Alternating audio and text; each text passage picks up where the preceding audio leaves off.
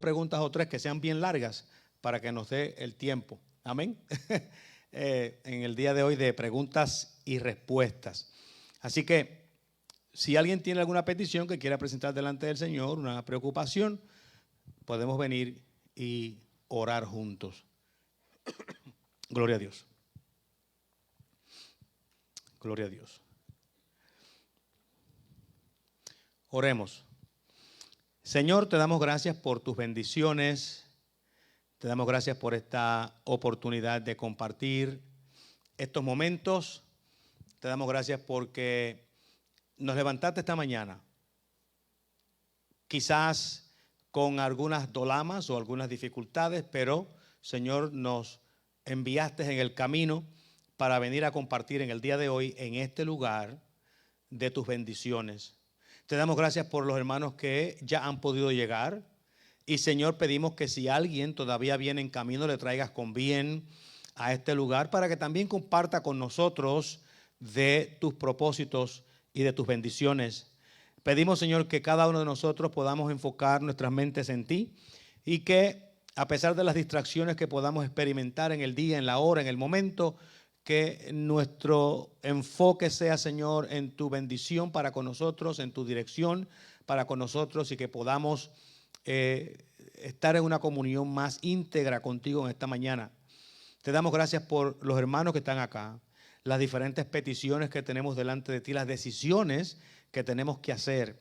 Pedimos, Señor, que nos guíes y nos cuides, que tú, Señor, nos des la dirección que necesitamos para servirte mejor, para servir a otros mejor, para andar en una vida que sea agradable a ti. Señor, quiero presentar delante de ti nuestro viaje a Colombia comenzando el miércoles. Tú sabes los propósitos que llevamos en llegar hasta Colombia, bendecir una gran cantidad de familias, celebrar, Señor, los matrimonios, celebrar y sanar a personas con heridas espirituales. Y pedimos que en el nombre de Jesús tú nos guíes en ese viaje. Pero también queremos presentarte a los hermanos y hermanas que están aquí en el frente. Tú sabes nuestras necesidades, tú conoces nuestras dificultades, tú conoces nuestros corazones y nuestras peticiones. Las presentamos delante de ti para que en el nombre de Jesucristo en esta mañana tú comiences a abrir puertas.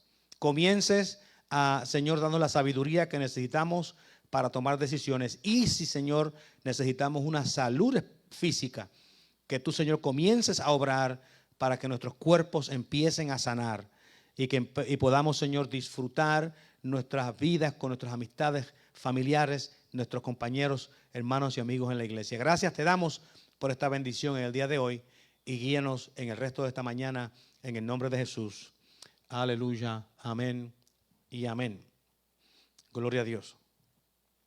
Bueno, yo no sé si ustedes tienen alguna pregunta que quieran traer en el día de hoy, pero hay algo que yo quería compartir, que también lo voy a compartir, parte de ello en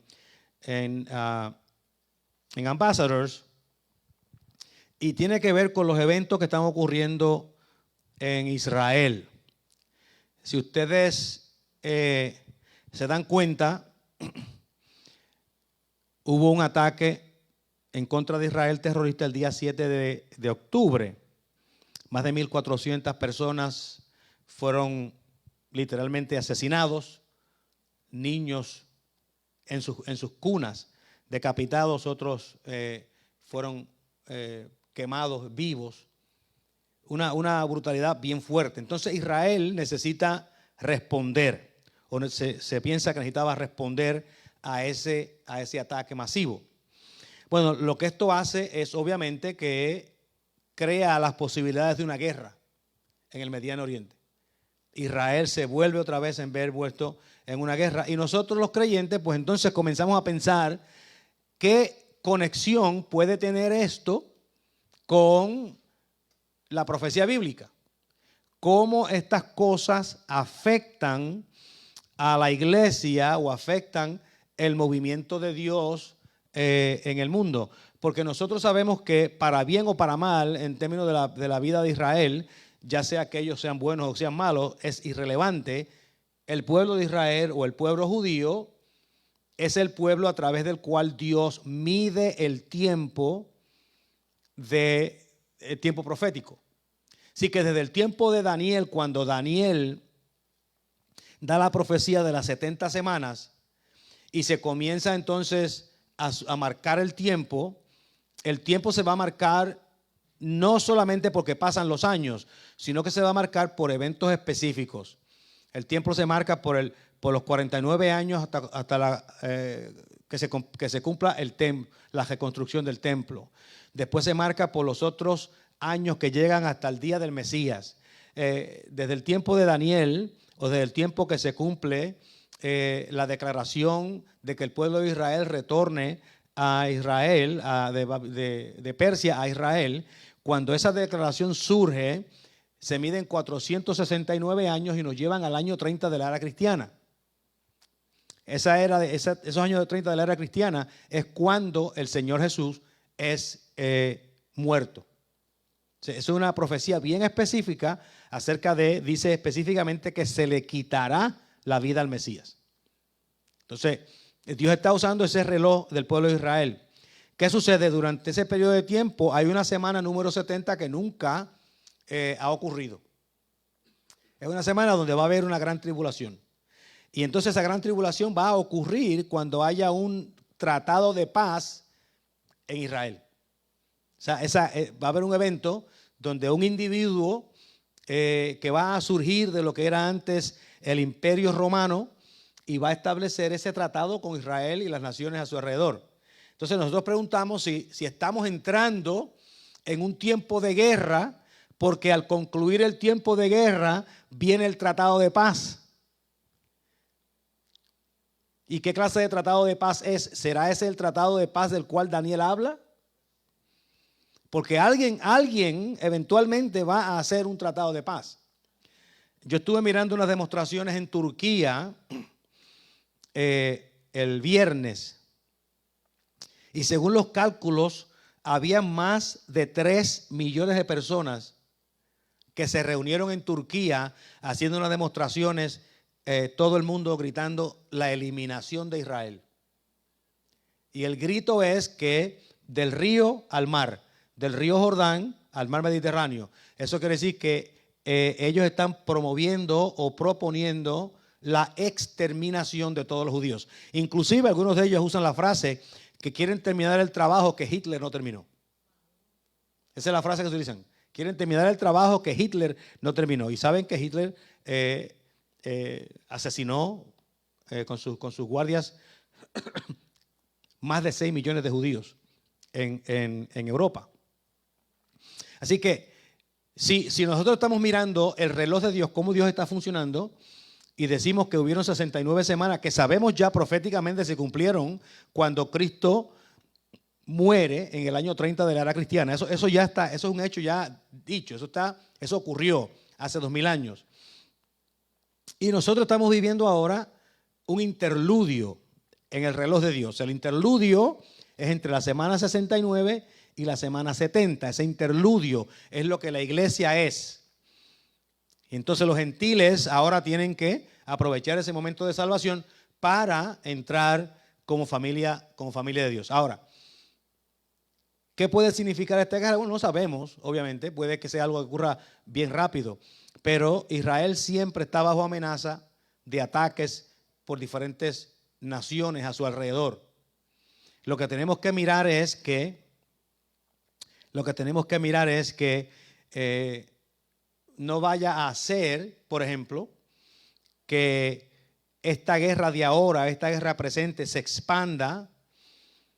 Muchas personas están prediciendo una tercera guerra mundial, se expanda en una tercera guerra mundial, que esa tercera guerra mundial ahora vaya a crear la necesidad que se levante un líder mundial y que ese líder mundial entonces declare paz en Israel, haga un tratado y los planes que hay de reconstruir el templo comiencen a funcionar. Porque, hermano, estas cosas van a empezar a ocurrir.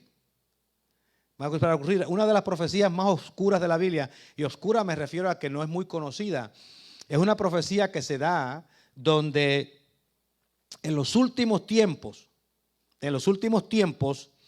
el río Éufrates se va a secar. Y acuérdense que el río Éufrates está mencionado en la Biblia desde los tiempos de Adán y Eva. Y ese río ha sido un río lleno de agua, con aguas caudalosas, donde naciones enteras, civilizaciones enteras han sobrevivido porque han vivido alrededor del río Éufrates, porque provee agua para más de 15 naciones, desde que sale de Turquía hasta que llega hasta el océano. Y ese río está hoy prácticamente todo seco. Prácticamente todo seco. Primera vez en la historia que eso ha ocurrido.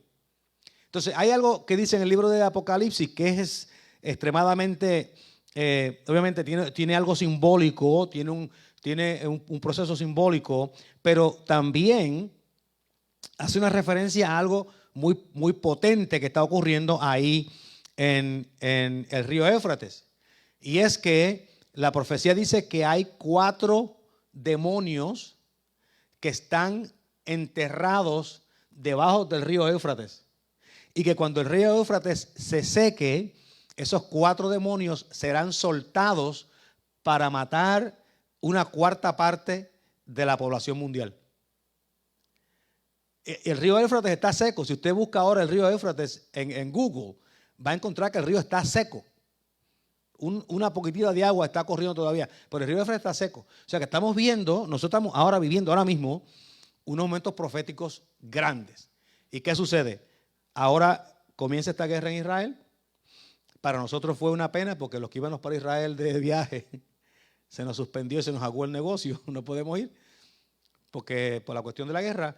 Pero ahora Israel ha hecho una incursión en Gaza y si esto se expande, especialmente si Turquía se envuelve, y acuérdense que la profecía de Ezequiel de Gog y Magog es un poder que viene de la parte norte. Turquía está en la parte norte de Israel. Mucha gente pensaron que iba a ser la Unión Soviética, pero Turquía es de donde viene esa información o ese ataque en contra de Israel. Y no solamente eso, sino que si leemos en el libro de Apocalipsis, la iglesia de Pérgamo, en el libro de Apocalipsis, dice que la silla del trono de Satanás está en Pérgamo, que queda en Turquía. Así que, o sea, hay muchas cosas que están ocurriendo, tenemos que estar pendientes, tenemos que estar orando, y como nos dice la Biblia y el salmista en muchas ocasiones, tenemos que orar por la paz de Jerusalén, por la paz de Jerusalén, pero sabiendo que hay otras cosas que pueden ocurrir. Bueno, creo que hay unas preguntas por ahí y vamos a ver. Aquí, a continuación de la charla que acabas de dar, la pregunta es esta. ¿Crees que la guerra en Israel es una forma de castigo de parte de Dios, como la gente está diciendo? Parte de castigo para Israel. Para Israel. Ok. Bueno, a través de la historia,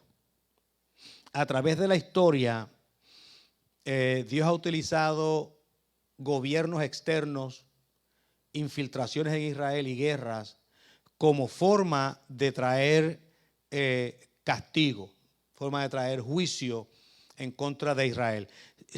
Hermanos, si ustedes se dan cuenta de la historia de Israel, Abraham no era un judío como tal.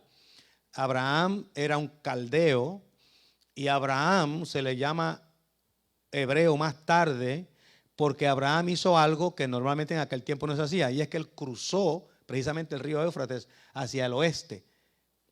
Abraham era lo que se llamaba un hapirú. Un hapirú es una persona que cruza un lugar de agua. Por eso es que cuando los judíos salen de Egipto, se les llaman los hapirús. Son los que cruzan el Mar Rojo.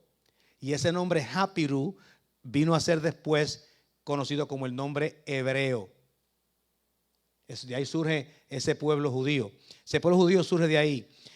Y desde el principio de ese pueblo judío, todas las naciones alrededor de Israel han querido destruirlo. Todas las naciones han querido destruirlo.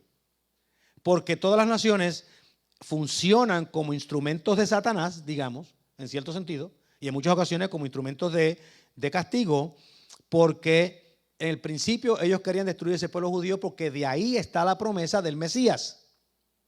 Ese pueblo hay que destruirlo porque está la promesa del Mesías, que viene a través de ese pueblo. Bueno, Israel como pueblo se desvió en muchas ocasiones de su relación con Dios. En muchas ocasiones se rebeló en contra de su relación con Dios y hubieron incursiones.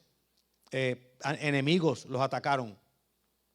Y a través de la historia de Israel, nosotros vemos esos ataques de Israel con dos razones: para eliminarlo como pueblo de Dios y eliminar al Mesías en el tiempo antiguo, pero también porque como desobedientes viene parte del juicio en contra de ellos.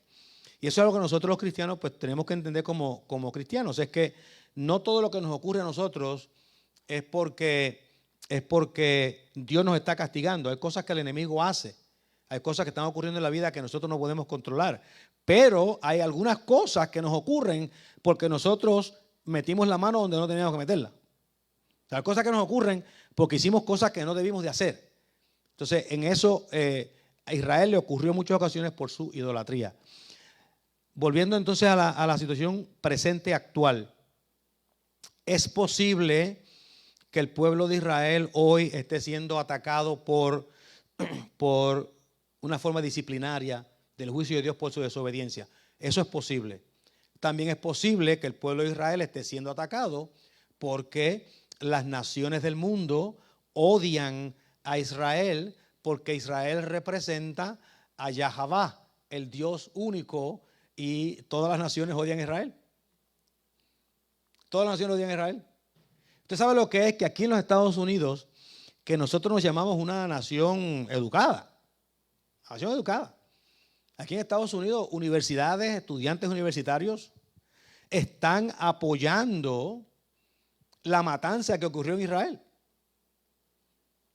Y uno se pregunta, ¿cómo es posible que la Segunda Guerra Mundial ocurriera, que el Holocausto ocurriera en la Segunda Guerra Mundial? ¿Cómo es posible que una nación educada como Alemania, una nación que tenía los mejores filósofos, los mejores teólogos, una nación que tenía los mejores músicos, los mejores música clásica, una nación que estaba culturalmente más elevada que ninguna otra nación en el mundo, se dejara dominar por un hombre sanguinario como Hitler y se envolvieran en la matanza de 6 millones de personas? Estamos hablando de los judíos nada más, pero Hitler mató muchos alemanes, Hitler mató muchos franceses, Hitler mató muchos, o sea, el número de personas que mueren en la Segunda Guerra Mundial llegaba casi a los 75 millones. Y surgen de una nación supuestamente culta y educada. Nosotros no somos exentos. Y tenemos una cultura hoy en día que por razones políticas, lo que sea, apoyan ese asesinato a mansalva de personas. Entonces, Israel tiene dos problemas. Uno es que ha vivido una vida de desobediencia y a veces Dios lo tiene que castigar. Y otra, que el mundo lo odia porque ellos representan todavía la familia del Mesías. Y si ustedes se dan cuenta, en el mundo de hoy, en el que nosotros vivimos, se dan cuenta, tanto Israel como la iglesia son más perseguidos que ningún otro grupo. Ustedes saben que ningún grupo satánico jamás ha recibido persecución. Los grupos satánicos no reciben persecución. Es más, la Corte Suprema le da permiso para poner estatuas en las escuelas. La iglesia no puede llevar la Biblia a la escuela, pero un grupo satánico puede poner una estatua en la escuela. ¿Por qué a los grupos, digamos, satánicos no se les persigue? Porque el que hace la persecución es el diablo. Y el diablo no se va a perseguir a sí mismo. El diablo va a perseguir a su enemigo. ¿Y cuál es el enemigo del diablo? El enemigo del diablo es la iglesia y el pueblo de Israel. Entonces el enemigo persigue a la iglesia. Porque Dios no persigue a la iglesia. La iglesia la persigue el enemigo. La persigue el diablo. Pero usted nunca ha encontrado un estado donde se está persiguiendo los satanistas en Estados Unidos. Es más, alguien dijo los otros días, hace unos meses atrás, que en Estados Unidos hoy hay más brujas y brujos que presbiterianos. Es una cosa increíble. Más brujas, gente que practican la brujería. Hay más que presbiterianos. Sin embargo, los presbiterianos los persiguen, a los brujos no. Amén. Así que, ¿es posible que esto es parte del juicio de Dios? Es posible. Pero también es posible que estamos llegando a los tiempos finales. ¿Cuándo va a ser? No sé. Sí les quiero dejar saber, para que sepan, porque usted sabe que todos los años aparece una prescripción nueva de cuándo Cristo va a venir. Eso se ha venido prediciendo por años de años de años. La primera que ocurre es que el Señor iba a llegar en el año 1000 de la era cristiana. Porque el milenio, ¿verdad? Y tiene sentido, año 1000. Después ha habido un montón de predicciones de cuándo el Señor va a venir, cuándo va a ser el rapto, la segunda venida y cuántas cosas. Yo quiero dejarle a ustedes como que estén bien informados. Lo último que entendemos de cuándo el Señor va a retornar es en el año 2030. O sea que en 7 añitos más, los que están preparados con el Señor se van y los demás se quedan acá saludando al anticristo. Amén. Bueno, pero esas son las predicciones que hay. Yo pienso que a mi edad todavía yo puede que esté vivo en el 2030. Así que lo más seguro yo me vaya en el rapto en ese tiempo. Amén. Pero esos son las últimas predicciones. Vamos a ver qué sucede con esa predicción. Ok, otra pregunta más. Tema diferente. Ajá. Si la Biblia solamente menciona que Adán y Eva tuvieron a Caín y Abel, ¿con quién tuvieron hijos ellos? Sí, una pregunta muy común. Una pregunta muy común. ¿Dónde surge? ¿Cómo surge? Algo que les animo en términos de la Biblia. Entiendan que la Biblia nunca da todos los detalles de todos los eventos que están ocurriendo. La Biblia está trazando una historia. La historia de la Biblia es la historia, si la podemos llamar así, es la historia de salvación. La historia de salvación. La historia de salvación, obviamente, comienza con Adán y Eva, caen, tienen los hijos. Esa historia de salvación va a través de Seth, pero él muere, a través de Abel. Caín lo mata, entonces viene el otro hijo Seth. Entonces Seth continúa esa generación, llegan hasta Noé, de Noé surgen los hijos, de ahí surgen otras generaciones. O sea, que la Biblia está trazando la historia de salvación. Eso es lo que la Biblia está trazando. No se trazan todos los eventos de todas las personas y de todas las cosas que han ocurrido en la Biblia.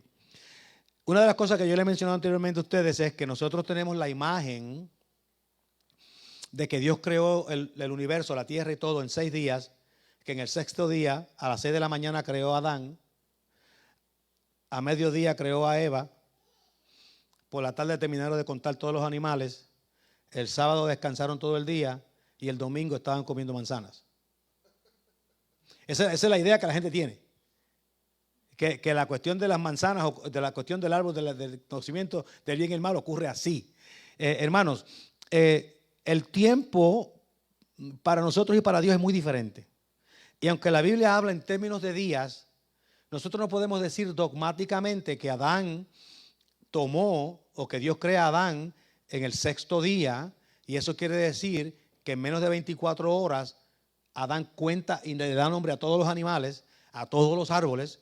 Entonces surge Eva.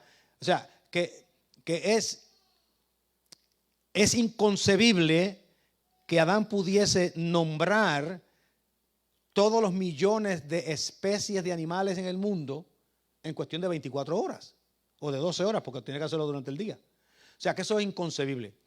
Eso quiere decir que nosotros no sabemos cuántos años Adán y Eva estuvieron en el huerto. No sabemos cuántos años estuvieron en el huerto. Sí sabemos que Dios tenía compañerismo con ellos, tenía conexión con ellos, venían y visitaban y hablaban. Yo imagino que esas visitas de Dios o esa conversación de Adán y Eva con el Señor tuvieron un periodo de tiempo donde esa conversación estuvo. Eso es número 1. Número 2, cuando hablamos en términos de el huerto del Edén y hablamos del capítulo 3, cuando Dios le echa la maldición a Eva en particular, le echa la maldición a Eva y dice que los dolores de su parto se aumentarán. ¿Okay? Bueno, eso es una indicación para mí de que si los dolores de parto se van a aumentar es porque ya ella los había tenido. Porque si no los hubiera tenido, ¿cómo ella iba a saber que sí le iban a aumentar? Lo que me indica a mí que Adán y Eva, lo más seguro, procrearon quizás cientos y miles entre una cosa y otra en el huerto del Edén por los años que estuvieron en el huerto del Edén. Eso no lo sabemos con seguridad, pero el texto implica que Eva había sufrido dolores de parto porque en la maldición que se le da, se le van a aumentar. Hay otro detalle que es bien interesante, es que cuando Dios crea a Adán, lo pone en el huerto y dice que Él lo pone en el huerto para que Adán cultive el huerto, lo cuide y lo cultive. Quiere decir que, y específicamente dice que no había llovido hasta ese tiempo porque no había un hombre que trabajara en el huerto. No había un hombre que trabajara en el huerto del Edén. Entonces, si no había un hombre que trabajara en el huerto del Edén, Dios crea a Adán para que trabaje el huerto del Edén. Quiere decir que Adán estuvo trabajando en el huerto por algún periodo de tiempo. Porque cuando se le echa la maldición, dice que de ahí en adelante, con el sudor de su frente se mantendrá. O sea que antes de eso, Adán trabajaba en el huerto, mantenía el huerto, pero no cosechaba espinos y sudor. Que son cosas que están ahí, no están totalmente claras, pero están ahí, que son parte de la revelación de Dios. Así que, si asumimos, que yo considero que es un buen asumir, si asumimos que Adán y Eva estuvieron en el huerto más de 24 horas, quizás años, quizás miles de años, eso no lo sabemos con seguridad. Si asumimos que tuvieron una gran cantidad de años en el huerto, y asumimos que en esa gran cantidad de años tuvieron hijos e hijas, y como estaban en un estado de inocencia, de pureza y de no pecado, se procrearon dentro de esas generaciones, dentro del huerto. Entonces podemos entender que cuando Adán y Eva pecan y Dios remueve su presencia de ellos, ahora ellos quedan expuestos a un mundo de tinieblas, quedan expuestos a un mundo de pecado. Cuando Caín mata a Abel y va a salir por el camino, Caín le dice a Dios: yo tengo miedo de salir porque cualquiera que me vea me va a matar. ¿De dónde surgió ese cualquiera? Ese cualquiera donde único pudo haber venido es devuelto. Porque no había otro sitio donde pudo haber salido. Así que Caín reconoce eso. No solamente eso, sino que el texto dice que Caín fue y se fue a una ciudad. O sea que ya habían ciudades. Habían generaciones y ciudades que estaban ocurriendo. ¿De dónde surge eso? Surge de que la procreación en la tierra había ocurrido durante el tiempo del huerto. Acuérdense que el plan de Dios con Adán y Eva, cuando los crea y los pone en el huerto, lo primero que le dijo fue ¿qué? Multiplicaos y llenad la tierra. Quiere decir que cuando Dios le da ese mandamiento a Adán y Eva, es porque ellos iban a multiplicar y llenar la tierra. Cuando ellos caen en pecado, cuando salen del huerto del Edén, cuando Dios remueve su presencia de ellos, entonces encontramos que ya había generaciones. Caín encontró una esposa, había ciudades, tenía miedo que lo fueran a matar. Dios pone una señal en Caín para que cualquiera que lo vea no lo mate. O sea que Dios también sabía que había gente. Había unas cosas que estaban ocurriendo en aquel tiempo que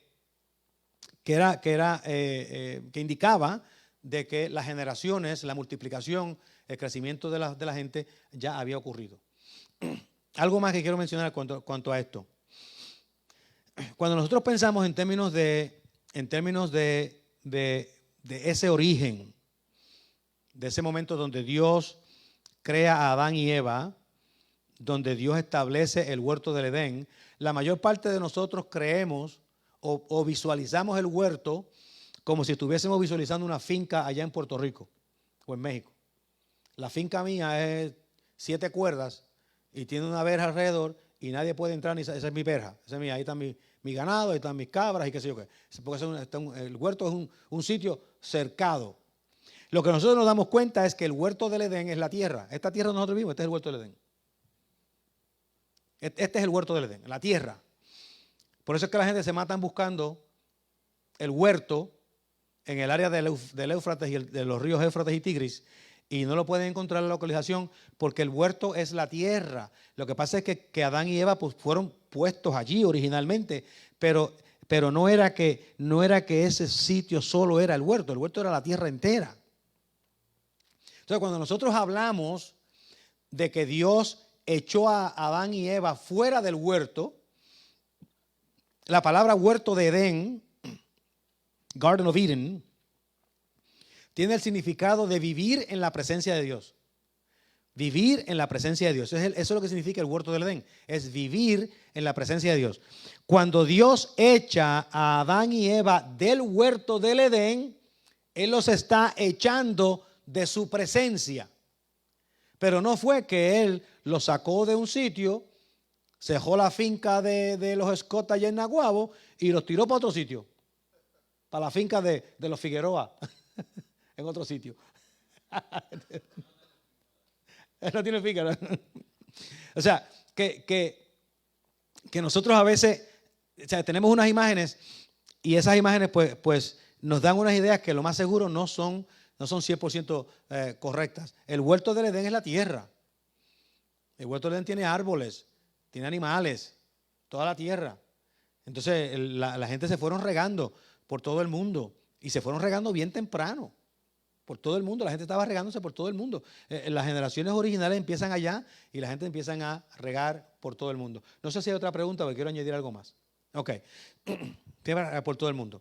Porque otra pregunta que surge con este tema, que yo creo que también es bien importante, es la pregunta de dónde salen los hijos de Dios, porque los hijos de Dios en el libro de Génesis habla. Los hijos de Dios dice que encontraron a las hijas de los hombres atractivas y los hijos de Dios se conectan con las hijas de los hombres. Y de ahí surge una generación de gigantes. Y hay un montón de teorías en cuanto a eso. Estamos hablando del principio. Una de las teorías más comunes es que los hijos de Dios, la referencia a los hijos de Dios ahí en Génesis, es una referencia a los ángeles caídos. Y que los ángeles caídos, en otras palabras, aquellos ángeles que se fueron con Satanás del cielo, que los ángeles caídos entonces comenzaron a procrear con las hijas de Caín o con las mujeres de los hombres. Y al procrear crean una generación híbrida de gigantes. Y la Biblia menciona que hay gigantes. Goliat era considerado un gigante. Y cuando decimos gigante no estamos hablando de un hombre alto como que mide 7 pies 10 pulgadas o 8 pies de estatura, que ha habido raros casos de esa índole, que son grandísimos, porque estamos aquí hablando de gigantes, de unas personas que podían tener hasta 12 pies de estatura. De acuerdo a algunos comentarios, un hombre de 12 pies de estatura que pesase hasta 700, 800 libras, pues es un gigantón. Es una cosa enorme. Pues entonces estamos hablando de que supuestamente estas cosas se producen y se han encontrado espadas o lanzas que se asume fueron instrumentos que utilizaron hombres de una estatura enorme, porque encontraron, por ejemplo, la punta de una espada o de una lanza, la parte de piedra del frente, donde es casi la mitad de la estatura de un hombre normal de hoy. O sea, que eso no era para un hombre normal de hoy cargar. Es una persona de una estatura enorme. Bueno, la teoría más común es que los ángeles caídos se conectan con las mujeres de los hombres, con las mujeres, y procrean esa generación de gigantes. La mayor parte de los comentaristas, usted lo encuentra, va a encontrar eso así. Y yo entiendo el por qué lo dicen, pero ¿hay una más? Pero tengo mis dudas porque los ángeles son seres espirituales y no tienen órganos reproductivos. Por lo tanto, sería difícil que pudiesen conectarse con las mujeres. Termino esta conversación en un segundito, si no hay más nada. La Biblia dice que el huerto del Edén fue sellado con una espada de fuego. Basado en la respuesta anterior de que la tierra es el huerto del Edén, ¿cuál es el significado de la espada de fuego? Ok, es una pregunta muy importante, bien interesante. El huerto del Edén es sellado con una espada de fuego. Acuérdense que estamos aquí hablando de un tema obviamente simbólico, una espada de fuego, un tema simbólico. La espada de fuego significa que Dios, que con la caída de Adán y Eva, acceso otra vez a Dios, acceso a la presencia de Dios, ahora queda cortada, ahora queda que no impenetrable. La persona no puede penetrar. Esa es la ruptura que ocurre espiritualmente entre nosotros y Dios. Donde cuando Adán y Eva caen y la presencia de Dios es removida, cuando la presencia de Dios es removida, no hay forma que los seres humanos puedan penetrar esa ruptura y reconciliarse con Dios por nosotros mismos. Esa es la espada de fuego. Esa espada de fuego previene o nos previene nosotros reconciliarnos a nosotros mismos. Y ahí viene la necesidad de que Cristo venga a ser nuestro mediador. De que Él venga a ser el que, como dice, remueva la espada de fuego para que nosotros tengamos otra vez acceso a Dios. Esa sería la visión mía de ese proceso. Porque en el día de hoy, por ejemplo, cualquier persona que nazca, ya sea en Estados Unidos, Puerto Rico, Cuba, México, Rusia, China, India o África, cualquier persona que recibe a Cristo como Salvador personal tiene acceso a Dios. O sea, retorna a esa comunión que Adán y Eva tenían en el huerto del Edén. Se retorna a esa comunión. No estamos en el mismo estado porque hemos fallado y tenemos una naturaleza pecaminosa, pero retornamos a la comunión con Dios que no habíamos tenido o que Adán y Eva disfrutaron en el tiempo antiguo. Así que cuando se pone ese símbolo de la espada o de los querubines que están guardando la puerta del huerto, la entrada, el acceso, eso es lo que está hablando. ¿Está guardando el acceso al huerto o está guardando el acceso a la presencia de Dios? Ellos previenen que nosotros entremos a la presencia de Dios, no porque no quieran, sino porque nosotros no tenemos derecho a entrar de nuevo. Necesitamos a alguien que nos dé acceso. Necesitamos a alguien que nos dé acceso de entrada y ese alguien es Cristo el Señor. Amén. ¿Una más? No hay más. Ok. Entonces déjeme terminar la parte de los hijos de Dios. Como les dije, la mayor parte de las personas piensan que los hijos de Dios son ángeles caídos que procrearon con mujeres y produjeron gigantes. Yo pienso, y no vayan por allá a decir al mundo que esto es lo que la Biblia dice. Estoy dando una interpretación. Yo pienso que los hijos de Dios fueron los hombres y mujeres que salen del huerto del Edén, o sea, que nacieron durante el tiempo de inocencia con un ADN puro. Cuando ellos salen del huerto del Edén, o cuando Adán y Eva caen y ahora empieza a entrar la corrupción de pecado, empieza a haber la conciencia de pecado, estas personas que salen del huerto del Edén, que tienen un ADN puro, se conectan con mujeres o con las mujeres con los hombres que ya estaban en la tierra y que tenían un ADN corrupto. Y como consecuencia de la mezcla de esas dos naturalezas, la naturaleza que sale del huerto y la naturaleza que nace después de la caída, esa corrupción o esa conexión es lo que crea estos seres que son anormales, digamos así, que no son seres normales. Se llaman los Nefilim y hay muchas definiciones. La razón principal por la cual yo no creo que eran los demonios los que se procrearon es porque no hay ninguna evidencia de ningún sitio de que los ángeles caídos o los ángeles del cielo tienen la capacidad de reproducirse físicamente con seres humanos.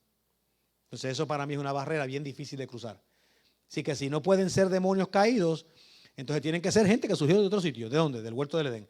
Son la gente que nacieron con un ADN puro en el huerto del Edén, que no pecaron como Adán y Eva pecaron, pero que se conectan con otros seres humanos, mezclan la raza y crean entonces una raza híbrida que llamamos los gigantes. No sé si tiene sentido, Pero una vez después que esas generaciones mueren y esos gigantes comienzan a morir, pues ahora nosotros no tenemos más gigantes, porque ya no queda más ADN puro del huerto. No queda ya más esa conexión. Ya esa conexión se ha mezclado toda y ahora pues nos morimos a los 70 años y los más altos somos 6 pies. Más o menos. Dije somos porque me incluyo entre la raza humana, pero no que yo sea de 6 pies. Amén. ¿Algún otro comentario o pregunta que tengan? O no sé si eso ayuda a aclarar algunas cosas que son dudas que todos a veces hemos tenido que luchar con ellas, que hemos tenido que debatir un poco. Me queda una.